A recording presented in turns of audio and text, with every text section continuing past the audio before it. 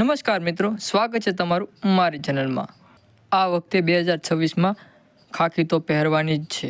LRD અને પીએસઆઈની કેટલી જગ્યાઓ આવશે અને શું નવી ભરતીના નિયમો બદલાશે, નવી ભરતી ક્યારે આવશે, આ બધી માહિતી માટે વિડીયોમાં આગળ સુધી બન્યા રહો।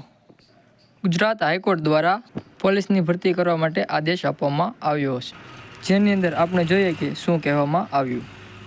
નવી ભરતી એટલે કે ફેઝ 2।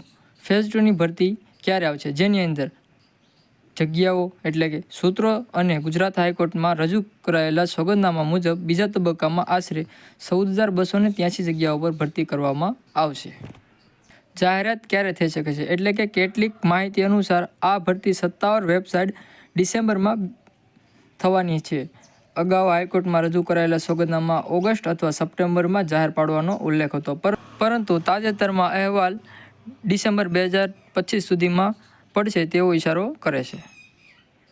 આપણે જોઈએ કે જેની અંદર જગ્યાઓ જેમાં પીએસઆઈ, એલઆરડી, લોકરક્ષક, હથિયારી અને બિન હથિયારી અને એસઆરપીએફ જેવી વિવિધ કેડરની જગ્યાઓનો સમાવેશ થશે।